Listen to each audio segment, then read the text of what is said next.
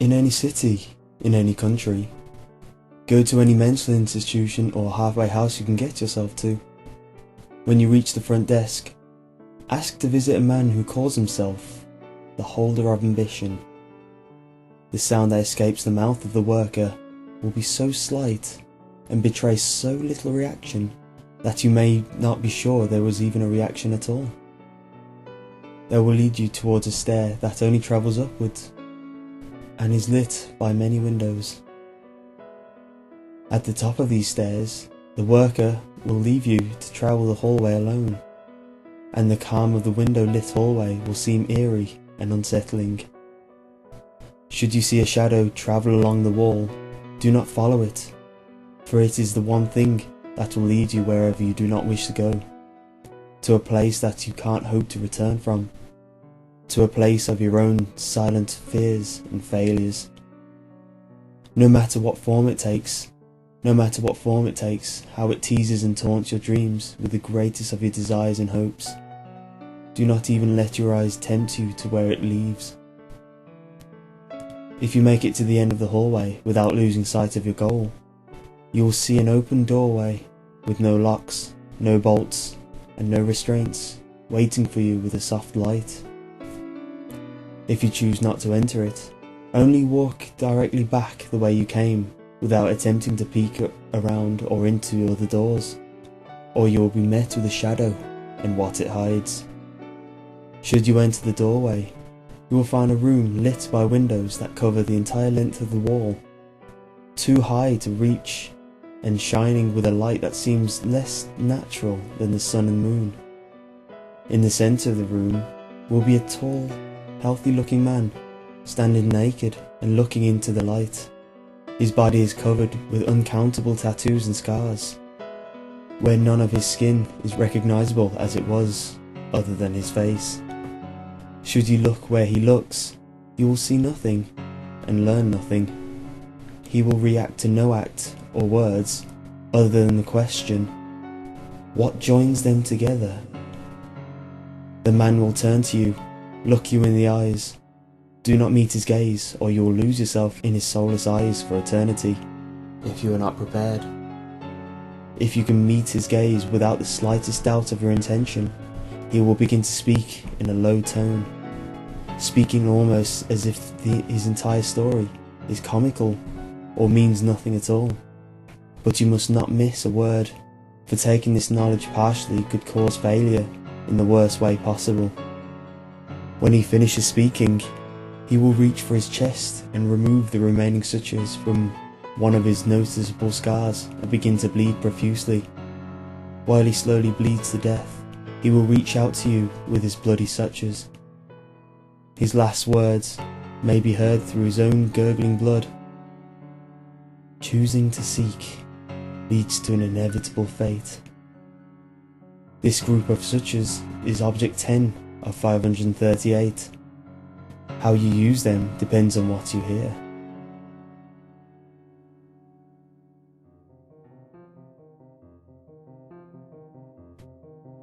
In any city, in any country, go to any mental institution or halfway house you can get yourself to. When you reach the front desk, ask to visit someone who calls himself the holder of life. The worker will try to suppress a groan, and you will have to ask again. He will then lead you to an operating room that looks just like any other you might or might not have seen in your life. The worker will give you a scalpel and then leave you alone in the room, locking the door behind him. You will have to wait for almost an hour. Then the door will open and several people will enter the room, including a pregnant woman. The woman will lie down on the operating table. The other people, who will look like doctors, will prepare everything for the child's birth. While they do that, you will be able to ask the woman one question. Ask, how can they be reassembled? Nothing else, or the doctors will begin to skin and disassemble you. You will be fully conscious while they do this. If you have asked the right question, the woman will begin to scream. The child is about to be born. You'll have to wait until it's over, and one of the doctors will give you the child, moving his mouth but without sound coming from his lips. As soon as he finishes talking and smiles, you'll have to throw the child to the ground and ram the scalpel into its head, or else it'll smash your ribcage and rip your heart out with inhuman strength. If you have thrown the child to the ground, it will, despite the scalpel in its head, answer the question you have asked earlier. It'll speak with a demonic voice that might drive you mad. While it is talking, the other people in the room will vanish without leaving a trace. After the child finishes talking, it will simply die and the door of the room will unlock. You are now free to go, if you've not been driven mad by the voice. The dead baby is object 11 of 538. Dare you not remove the scalpel?